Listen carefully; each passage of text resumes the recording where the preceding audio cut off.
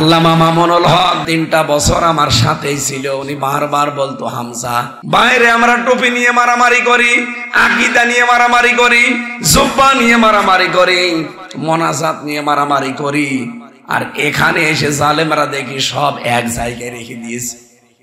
বাইরে যদি আল্লাহ আমাদেরকে বের করে, সব চাইতে বড় কাজ করব, আগে সব এক জায়গায় করব। উনি কিন্তু চেষ্টা চালাচ্ছে সারা দেশে। এই কথা বলেন না কেন? আপনারা টুপি, দাড়ি, জুব্বা, আকীদা সব এখন বাদ দেন, আগে ইসলামের একটা বাক্স দেন। মানুষ এখন মুখিয়ে আছে, ইসলামের বাক্সটা আগে দিয়ে দেখেন। 10 ভাগ না, এদেশের 100 ভাগের 100 ভাগ বড় মুসলমানেরা পাবে। আপনি আল্লাহর দিন থেকে ফিরে যাচ্ছেন, মনে হচ্ছেন যে না আমি দুর্বল করে ফেলবো আল্লাহকে। আল্লাহ বলেন কখনোই না, আমি আল্লাহকে দুর্বল করা সম্ভব না। এখানে দলে দলে মানুষ পালে পালে আজ ইসলামে আসতেছে। কথা বলেন না কেন? আমি লরেন বোথের কথা বলেছিলাম এই কারণে, কারণ আজ আমরা কোরআনের কাছে আসতে চাই না। এই মহিলা যেই বলেছে আমি ইসলাম জানতে চাই, এক মুসলমান তারে কোরআন তুলে দিয়েছে। 3 বছর কোরআন শরীফ পড়েছে বুঝে বুঝে, 52 জায়গায় লাল দাগ দিয়েছে, 53 জায়গায় দাগ দিতে যে মুসলমান হয়ে গেছে। সাংবাদিকরা বলছে আপনি একজন খ্রিস্টান, এই পৃথিবীতে সবচাইতে বেশি মানুষ বাস করে খ্রিস্টান ধর্মে, আর আপনি মুসলমান হয়ে গেলেন কেন? উনি বলছে দেখেন আমি কোরআন শরীফ বুঝে পড়েছি, 3 বছর লাল দাগও দিয়েছিলাম ভুল ধরে, কিন্তু আল্লাহর ইশারা যেখানে লাল দাগ মারি দেখি তার পরের আয়াতে পরের সূরাতে ওর জবাব আল্লাহ 1500 বছর আগেই দিয়ে দিয়েছে। 53 নম্বর জায়গায় এসে আমার জীবনের ভুল ধরা পড়ে গেছে। এখন আমি নিজেই বাপ দাদার ধর্ম ছেড়ে দিলাম, এ ধর্মে চলে আসলাম। এজন্য যেহেতু এটা সবার জন্য, সবাইকে আহ্বান জানাচ্ছি আসবেন। কিন্তু অন্য ধর্মের লোকেরাও শোনে, আমি জানি যে ধর্মে আছেন না কেন আপনারা জোর জবরদস্তি বাড়াবাড়ি আমাদের ধর্মে নেই। এই জন্য এটা পড়েন, একটু বসেন, একবার যদি একটু বুঝে ফেলতে পারেন, মাস্ট বি আপনিও বাপ দাদার ধর্ম ছেড়ে চলে আসতে বাধ্য হবেন। আর আমরা সামনে এই সিদ্ধান্ত নিয়ে যাব, আজ নিরপরাধ যারা আছে তাদেরকে যেন মুক্ত করে এই দেশের মুক্ত বাতাসে আমরা ফেরত দিতে পারি। আল্লাহ আমাদেরকেও আসন্ন বিজয় দেখার তৌফিক ইনশাআল্লাহ দেবেন চর্ম চোখে, বলেন আমিন। আমাদের আজকের তেলাওয়াতকৃত আয়াত আপনারা দেখলেন, সূরা মায়েদা 54 নম্বর আয়াত। এই আয়াত থেকে কিছু তথ্য বের করে আমরা আলোচনা তাফসীর আকারে করব ইনশাআল্লাহ। কণ্ঠটা যদি সাপোর্ট দেয় আপনারা একটু দোয়া করেন, আল্লাহ যেন গলাটা ছেড়ে দেয়। ওয়াইদা মারিদতু ফাহুয়া ইয়াশফিন, আমি যখন অসুস্থ হই শেফা দেয় কে? সুতরাং উনি দিতে পারবে। মরা গাছে যদি আল্লাহ ফুল ফোটাতে পারে, কি পারে না? মরুভূমিতে যদি আল্লাহ পাথরের ভেতর থেকে পানি বের করতে পারে, কণ্ঠর মালিক যিনি উনি ছেড়ে দিতেও পারে। বিজ্ঞান জানিয়েছে এক একটা কথা তৈরি হতে এই কণ্ঠের ভেতরে 27টা ধাক্কা লাগার পর একটা কথা তৈরি হয়। অন্তত আমার এই ধাক্কাগুলো হয়তো সমস্যা হচ্ছে, আল্লাহ যেন নিজ দায়িত্বে ছেড়ে দেন। অন্তত যারা এসেছে আয়াত অনুযায়ী তাফসীর যতটুকু আমি বুঝেছি করার তৌফিক কামনা করছি, আমিন। আল্লাহ রাব্বুল আলামিন বলেন, ইয়া আইয়ুহাল্লাযীনা আমানু, ওহে যারা ঈমানের দাবি করো তাদেরকে বলছি, মাইয়ারতাদ্দা মিনকুম আন দীনিহি। এই যে ইয়ারতাদ্দা শব্দটা ইরতিদাদ থেকে এসেছে। এ বাংলা অর্থ হচ্ছে ফিরে যাওয়া। যারা হক ছেড়ে দিয়ে বাতিলের দিকে ফিরে যায়, যারা আল্লাহর দিন ছেড়ে দিয়ে মানুষের তৈরি করা নিয়ম নীতির দিকে দৌড়ায়, যারা আল্লাহর দিন বাদ দিয়ে বদ্দিনের দিকে হেঁটে যায়, ফাসাউফা ইয়াতিল্লাহু বিকওমিন ইউহিব্বুনাহুম ওয়া ইউহিব্বুনাহু। আল্লাহ পাক বলেন অতি শীঘ্রই আমি আল্লাহ এমন একটা জাতিকে তাদের উপরে নিয়ে আসবো যারা আল্লাহকে ভালোবাসে, আল্লাহও তাদেরকে ভালোবাসেন। এই আয়াতটা আমার মনে হচ্ছে বাংলাদেশে অনেকের জীবনের সাথে 100 ভাগ মিলে যাচ্ছে। ভোলাবাসী ইব্রাহিম আলাইহিস সালাম আল্লাহকে তিনি খোঁজ করেছিলেন, খুঁজতে খুঁজতে খুঁজতে খুঁজতে পেয়েছিলেন। কখনো তারকা, কখনো চন্দ্র, কখনো সূর্য, এগুলো দেখে দেখে মনে করছিলেন এগুলো আমার রব হবে। পরবর্তীতে তিনি সিদ্ধান্ত নিয়েছিলেন তার বিবেকের উপরে যে না, এগুলো যখন ডুবে যায়, এগুলো যাতে অস্তমিত হয়ে যায়, একটাও আমার রব হতে পারে না। তখন তিনি সিদ্ধান্ত নিয়ে বলেছিলেন ইন্নী ওয়াজ্জাহাতু ওয়াজহিয়া লিল্লাযী ফাতারাস সামাওয়াতি ওয়াল আরদা হানিফা ওয়া মা আনা মিনাল মুশরিকিন। রব্বুল আলামিন বলেন ইব্রাহিম নবী অনেকগুলো জিনিসকে খুঁজতে খুঁজতে সব বাদ দিয়ে শেষে আমার দিকে রুজু হয়েছিল। এমন রুজু হয়েছিল হানিফা, একনিষ্ঠ ভাবে। অমানা মিনাল মুশরিকিন, সে বলেছে আমি মুশরিক না, কোনদিন আমি আর শিরিক করি না। এখান থেকে শিক্ষা কি? ভালোবাসি ইব্রাহিম আমাদের জাতির পিতা, তিনি আল্লাহকে খোঁজ করে নিয়েছিলেন। আর এই বাংলার জনগণকে আলেমরা চোখে আঙ্গুল দিয়ে হক কথা, হক পথ দেখিয়ে দিলে এরা মানতে চায় না। এই কথা বলেন না কেন? আজ আপনি ইসলাম থেকে দূরে চলে যাচ্ছেন, দিনে হক থেকে দিনে বাতিলের দিকে চলে যাচ্ছেন। আপনি কি মনে করছেন আমি আল্লাহকে দুর্বল করে ফেলবো? তার বিধান এই দেশে কায়েম আর কেউ করতে পারবে না। কেউ যদি আল্লাহর দিন থেকে মুখ ফিরিয়ে নেয়, আল্লাহ কিন্তু ফাসাউফা দিয়েছেন। এমনিতেই তো সিন দিলে অর্থ হয়ে যেত, তারপরে বা সাউফা না দিয়ে ফা লাগিয়েছেন। আল্লাহ বলেন অতি শীঘ্রই আমি আল্লাহ ইয়াতিল্লাহ, আমি আল্লাহ নিজে নিয়ে আনবো বিকওমিন, এমন একটা জাতিকে ইউহিব্বুহুম, তারা আমি আল্লাহকে ভালোবাসবে, ওয়া ইউহিব্বুনাহু, আমি নিজে আল্লাহ তাদেরকে ভালোবাসবো। সুতরাং বাংলাদেশে যারা আজ ইসলাম বিজয়ী হওয়ার পথে, আজ বাংলার প্রায় 12টা ইসলামী দল সিদ্ধান্ত অলরেডি নিয়ে ফেলেছে আমরা ইসলামের সামনে একটা বাক্স দিতে চাই। এক কথা বলেন না কেন? এটা বিজয়ের একটা আভাস। কারণ এই দেশে শুধু ইসলামপন্থী মানুষগুলো যদি এই কথা বলতে পারে যে আমরা ইসলামের একটা বাক্স দিতে চাই, আল্লাহর কসম কেউ এ দেশে বিজয় ঠেকাতে পারবে না।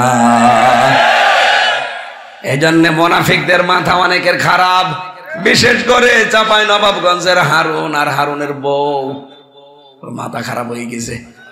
বলছে দেশের ইসলামপন্থীরা না, বাইরের দেশের মুসলমান কেউ যদি নিয়ে আসে, তার বড় নাকি দেশে 100 ভাগের 10 ভাগ ভোট আমরা পাবো না, আমরা সামনে এবার দেখাবো।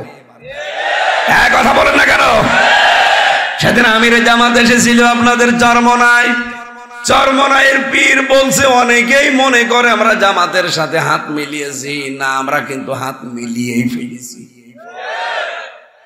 আল্লামা মামুনুল হক জেলখানার ভেতরে 3টা বছর আমার সাথেই ছিল। উনি বারবার বলতো হামজা, বাইরে চিন্তা করতাম কি আর ভেতরে এসে দেখছি কি। বাইরে আমরা টুপি নিয়ে মারামারি করি, আকীদা নিয়ে মারামারি করি, জুব্বা নিয়ে মারামারি করি, মোনাজাত নিয়ে মারামারি করি, আর এখানে এসে জালেমরা দেখি সব এক জায়গায় রেখে দিয়েছে। বাইরে যদি আল্লাহ আমাদেরকে বের করে, সব চাইতে বড় কাজ করব, আগে সব এক জায়গায় করব।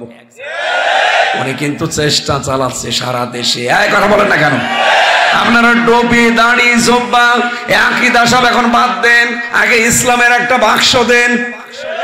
মানুষ এখন মুখিয়ে আছে, ইসলামের বাক্সটা আগে দিয়ে দেখেন। 10 ভাগ না, এদেশের 100 ভাগের 100 ভাগ ভোট মুসলমানেরা পাবে। আপনি আল্লাহর দিন থেকে ফিরে যাচ্ছেন, মনে হচ্ছেন যে না আমি দুর্বল করে ফেলবো আল্লাহকে। আল্লাহ বলেন কখনোই না, আমি আল্লাহকে দুর্বল করা সম্ভব না।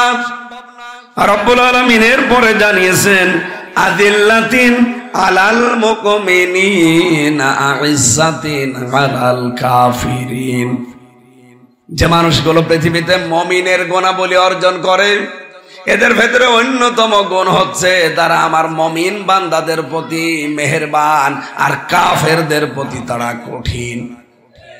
আয়াতের তাফসীর করতে গিয়ে তাফসীরে হাক্কানিতে মুফাসসির সূরা ফাতিহার 29 নম্বর আয়াতটা তিনি নিয়ে এসেছেন, মুহাম্মাদুর রাসূলুল্লাহ ওয়াল্লাযীনা মাআহু আশিদ্দাউ আলাল কুফফারি রুহামাউ বাইনাহুম ইলা আখিরি আয়াত।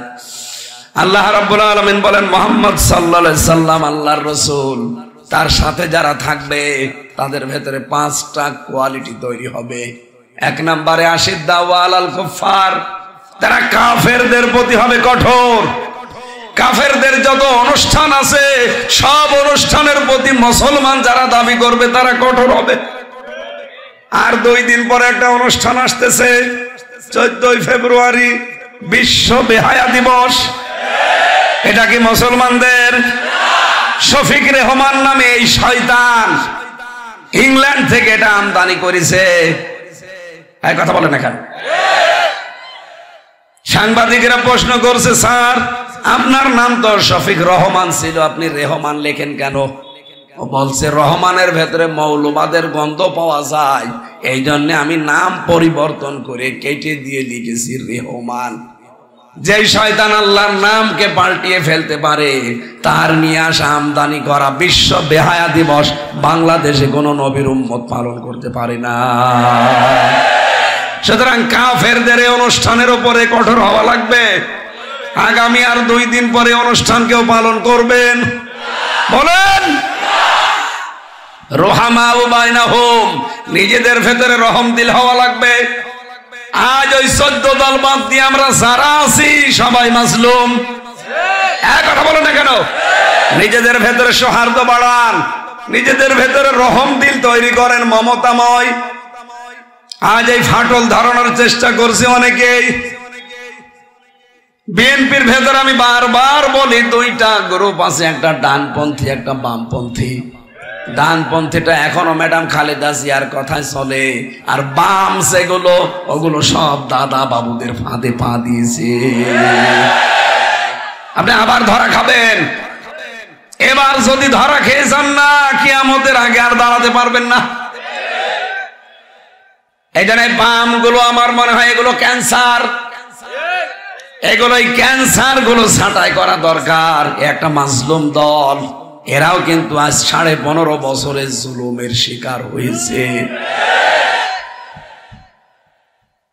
আমি যে কথা বোঝাতে চাচ্ছি, আমরা যদি মুমিনের কোয়ালিটি অর্জন করতে চাই, বাস্তবতায় অবশ্যই আমাদেরকে কাফের মুশরিকদের প্রতি, তাদের অনুষ্ঠানগুলোর প্রতি কঠোর হওয়া লাগবে। আর নিজেদের প্রতি মায়া মহব্বত ভালোবাসা মমতা বাড়ানো লাগবে। কথা বলে না কেন? আপনি যদি মনে করেন না এদেশে আলেমদের গালি দিলে, কোরআনে কারিমের বিরুদ্ধে কথা বললে মানুষ হয়তো ফিরে যাবে দিন থেকে, কে বলেছে আপনাকে? ওয়াইন তাতাওয়াল্লাউ ইয়াস্তাবদিল কওমান গায়রাকুম সুম্মা লা ইয়াকুনু আমসালাকুম। সূরা মুহাম্মদের ভেতরে আল্লাহ বলেন, তোমরা যদি ফিরে যাও আল্লাহর দিন থেকে, এমন একটা জাতিকে আমি আল্লাহ ওই জায়গায় বসাবো যারা তোমাদের মতো হবে না। সেই জাতি হিসাবে আল্লাহ যেন আমাদেরকে বেছে নেন। বলেন আমিন। ইসলাম থেকে আজ যারা দূরে সরে যেতে চান, যান, আল্লাহর এক চুলো ক্ষতি হবে না।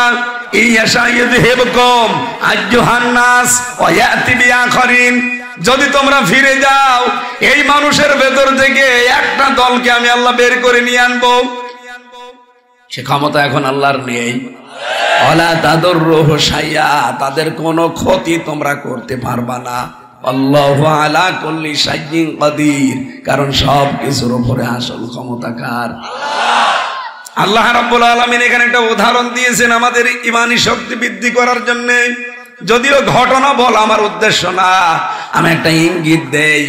ইল্লা তাগফিরু ইউআযযিবকুম আযাবান আলীমা।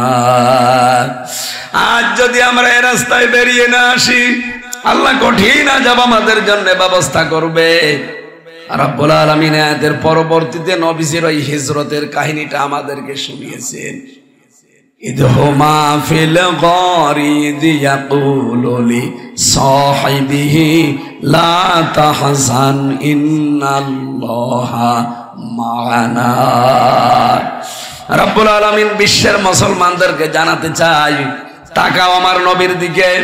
কাফেররা যখন তাকে বের করে দিয়েছিল, এমন কঠিন পরিস্থিতি তার সামনে পড়েছিল, ওই গুহার ভেতরে কাফেরদের পা পর্যন্ত দেখা যাচ্ছিল, কাফেরদের গলার আওয়াজ শোনা যাচ্ছিল। এই কড়াকড়ি অবস্থায় নবীজি বিচলিত হন নাই, ঘাবড়িয়ে যান নাই। তিনি তার সাথী হযরতে আবু বকরকে বলেছিলেন, কোনো ভয় নেই, কোনো চিন্তা নেই, অবশ্যই আল্লাহ আমাদের সঙ্গে আছেন। আমি বাংলার মুসলমানদেরকে আজ এই আয়াত থেকে গ্যারান্টি দিতে চাই, দু একজন ক্যান্সার মুনাফিক যা আরম্ভ করেছে ইসলামের বিরুদ্ধে, আল্লাহর বিরুদ্ধে, কোরআনের বিরুদ্ধে, মুসলমানদের বিরুদ্ধে করুক, কোনো চিন্তা নেই, আল্লাহ আমাদের সঙ্গে আছে। এ বিশ্বাস আমাদের আছে যে অবশ্যই আল্লাহ আমাদের সঙ্গে। বলেন বলেন, আমাদের সামনে কিছু কাজ বাকি আছে। ইসলামের জন্য যদি আপনি সত্যিই মন দিয়ে রাস্তায় নেমে পড়েন, ইউজাহিদুনা ফি সাবিলিল্লাহি ওয়ালা ইয়াখাফুনা লাউমাতা লাইম। আজ দিনের বিজয় যেহেতু সামনে, প্রচেষ্টা করে যাওয়া লাগবে সাধ্যমতো।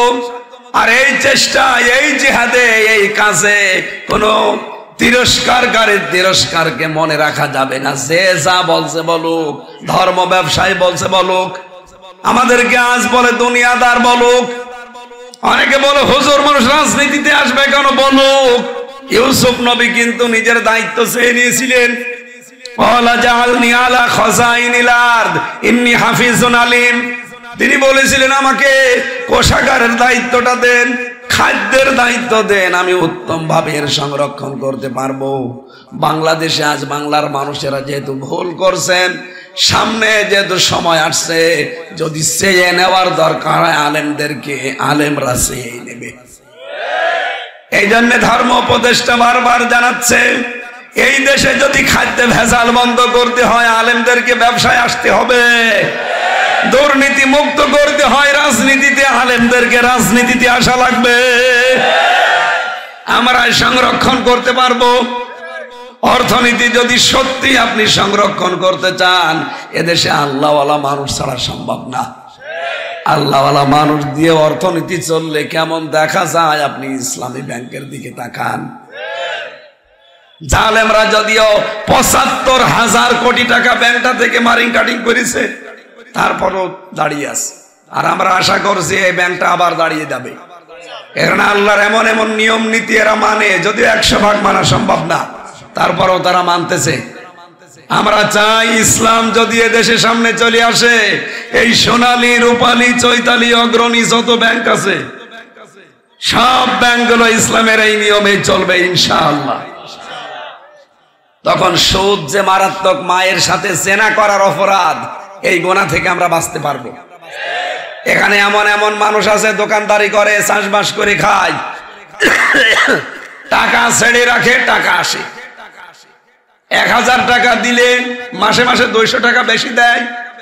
এটার কি বলে? এটা যারা করছেন, মায়ের সাথে আপনি জেনা করছেন। ও ভোলাবাসী, বলেন তো, মায়ের সাথে জেনা করে এসে কেউ নামাজে দাঁড়ালে নামাজ হয়? আর জোরে বলেন, হয়? কিসের নামাজ পড়েন আপনি? এখানে যারা টাকা ছেড়ে রেখেছেন, এই মুহূর্তে আসল টাকা বাদ দিয়ে বাকি টাকা মাফ করে দেওয়া লাগবে। কারা কারা এই কাজ করবেন হাত তোলেন তো। তার মানে এই এলাকায় সুদ চলছে, বাবা শাহজালাল সব হালাল না, এটা ছেড়ে দেওয়া লাগবে ভাই। আল্লাহ রাব্বুল আলামিন বলেন, তারাহুম রুকআন সুজদা ইয়াবতাগুনা ফাদলাম মিনাল্লাহি ওয়া রিদওয়ানা। এই রুকু শব্দের ব্যাখ্যা আজ আমি ওই যে মাগরিবের পরে যেখানে ওখানে করার কথা ছিল, পারি নাই। নবীর উম্মত যারা দাবি করবে, আল্লাহর নবীর উম্মতের ভেতরে যে 5টা কোয়ালিটি, তার 3 নাম্বার এইটা, হে নবী আপনি তাদেরকে রুকু অবস্থায় দেখতে পাবেন। রুকু কি খালি মাথা ঝোঁকানোই রুকু না, আল্লাহর বিধান যেখানে যেটা আসবে ওইটা জানার পরে, বোঝার পরে কোনো প্রশ্ন করা যাবে না, মাথা ঝোঁকানো লাগবে। আল্লাহর বিধান এই দেশে আছে কয়টা? এই কোরআনে আল্লাহ 500 বিধান দিয়েছেন, একটা বিধান এই দেশে আমরা এখনো চালাতে পারি না। কথা বলেন না কেন? কত বিধান আছে, একটাও চলছে না। মেয়েরা যেহেতু এসেছেন, আপনাদের জন্য 2 মিনিট বলছি। আপনার জন্য আল্লাহর রুকু হচ্ছে ফরজ পর্দা, এটা আপনার জন্য রুকু। এই কথা বলেন না কেন? এ রুকু আজ মেয়েদের আছে। মেয়েদের যে ফরজ পর্দা, হ্যাঁ আপনি রুকসত আপনাকে দেওয়া আছে, যদি আসিমাত মেনে চলেন আলহামদুলিল্লাহ। যদি ছাড় নিতে চান রুকসাত আপনার জন্য আছে। তো মুখমণ্ডল, হাতের কবজি আর পায়ের পাতা বাদ দিয়ে পুরা শরীর ঢেকে রাখা লাগবে। কিন্তু এমন এমন পোশাক পরে আপনারা রাস্তাঘাটে আসেন, শয়তান পর্যন্ত লজ্জা পায়। আগে শুনতাম 4 পিস পরতো মানুষ, এরপরে 3 পিস এসেছিল, এরপরে 2 পিস, এখন চলছে 1 পিস। বিশ্ববিদ্যালয়ের মতো জায়গায়, ইসলামী বিশ্ববিদ্যালয়, মেয়েরা 2 পিস পরে আছে, একটা উপরে একটা মাথায়। এই চলে আসছে ইসলামী বিশ্ববিদ্যালয় নাম লিখা। এইটার যদি হয় অবস্থায়, আপনি জাহাঙ্গীরনগরে যান, সব আল্লাহর ওলি। মেয়েরা যারা এসেছেন, পারিবারিক জীবনে যদি খুব গুরুত্ব না থাকে, আল্লাহর এই রুকু এই পর্দাটা নিজের থেকে শুরু করে, কারণ এটা এমন ফরজ বিধান। এই বিধানটার কারণে হাজারো মানুষকে আল্লাহ রাব্বুল আলামিন জান্নাত দান করবে। আর এটা অবহেলা করার কারণে, এই পর্দাকে গুরুত্ব না দেওয়ার কারণে হাজারো মেয়ে লোককে আল্লাহ জাহান্নামে পাঠাবেন। নবীজি মেরাজে দেখে এসেছিলেন। এখানে মেয়েরা যারা নিজের স্বামী পেয়েছেন ভালো, বাবা পেয়েছেন ভালো, বড় ভাই পেয়েছেন ভালো, আলহামদুলিল্লাহ, তারা যদি পর্দায় রাখতে চায় 100 ভাগ রাখবেন।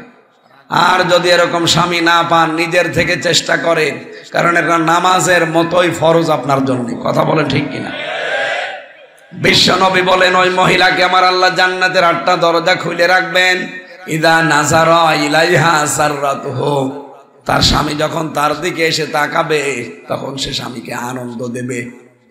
ওয়াইদা গাবান হাফিজাতুহু, স্বামী যখন বাইরে যাবে, তখন তার ইজ্জত, স্বামীর সম্পদ, স্বামীর সন্তান সে হেফাজত করে রাখবে। অতুইনু আলা দীনি যাওজাতিহা, স্বামী যখন বাইরে যাবে দিনের কাজে, ইসলামের কাজে, মানবতার কাজে, তখন সে পেছন থেকে সাহায্য করবে, উৎসাহ দেবে। খাদিজাতুল কুবরা রাদিয়াল্লাহু তাআলা আনহা জীবনে 1 ওয়াক্ত নামাজ পড়েননি, একটা রোজা রাখেননি, একটা টাকা তিনি দান করেননি, সাদকা করেননি, যাকাত দেননি, জীবনে একবারও হজ করেননি, জীবনে একটা দিনের জন্য পর্দায় থাকেননি। তারপরও আমার আল্লাহ তাকে জান্নাতে ঘর বানিয়ে দুনিয়ায় সুসংবাদ পাঠিয়েছেন। কারণ বিধানগুলো সব তার ইন্তেকালের পরে নাযিল হয়। হযরতে খাদিজাকে একটা কারণে আল্লাহ জান্নাতে ঘর বানিয়ে দুনিয়ায় সুসংবাদ পাঠিয়েছে, জিবরাইলকে দিয়ে। তিনি তার স্বামীর পেছনে শ্রম দিয়েছিলেন, যা ছিল সব স্বামীকে দিয়ে দিয়েছিলেন। স্বামীর খেদমতে এত বেশি নিয়োজিত ছিলেন, আল্লাহ খুশি হয়ে জান্নাতে ঘর তৈরি করে পাঠালেন। এজন্য আপনাদের বলছি, স্বামী যদি দিনের কাজে থাকে, একামতে দিনের কাজে থাকে, যদি মানবতার কাজে থাকে, যদি ইসলামের কোন কাজে খেদমতে থাকে, আপনি যদি একটু সময় কম পান, তাও সাহায্য করবেন, পেছন থেকে উৎসাহ দেবেন, তাহলে খাদিজাতুল কুবরার সাথে জান্নাতে যেতে পারবেন। কি কথা বলছেন আমার? 4 নম্বরে নবীজি বলেন, স্বামী যেটা পছন্দ করে, কোন মহিলা যদি ওইটা মন থেকে মেনে নেয়, তাহলে এই মহিলার জন্য 8টা দরজা আল্লাহ খুলে রাখবে। আমি নিজে স্বামী, এখানে যত স্বামী আছে প্রত্যেকটা স্বামীর পক্ষ নিয়ে বলছি, মেয়েরা যারা এসেছেন ভালো করে শোনেন, এইটাও একটা রুকু। এটা কি? এটাও একটা রুকু। আমি যেহেতু সবার পক্ষ নিয়েছি, সবাই আমাকে এই দাবিটা দেবেন। প্রত্যেকটা স্বামী আমরা চাই বিয়ের পরে আমাদের মা বাবা আমাদের সাথে থাকবে। এটা চান না? দেখেন, আপনারা আওয়াজ শুনতে পাচ্ছেন আপনার স্বামীর। সবাই আমরা চাই এইটা, যে বিয়ের পর আমি খেয়ে থাকি না খেয়ে থাকি, আমার মা বাবা আমার সাথে থাকবে। কিন্তু 100টা পরিবারের 98টা মহিলা এটা চাই না। এই কথা বলে না কেন? এই জন্য অধিকাংশ পরিবারে মা বাবাকে আলাদা করে দেয়, অথবা অন্য ভাইয়ের ভেতরে দিয়ে দেয়, অথবা বৃদ্ধাশ্রমে, অথবা বাড়ি থেকে তাড়িয়ে দেয়। এক কথা বলছেন এখানে। কয়দিন আগে আমি নীলফামারে গিয়েছিলাম, কিশোরগঞ্জ এক থানা আছে, ওখানে একটা বৃদ্ধাশ্রমে আমার নিয়ে গেল। যে দেখি এই কোলে 25 জন মা, এই কোলে 25 জন বাবা বসে আছে, চোখের ভেতরে টলটল করছে পানি।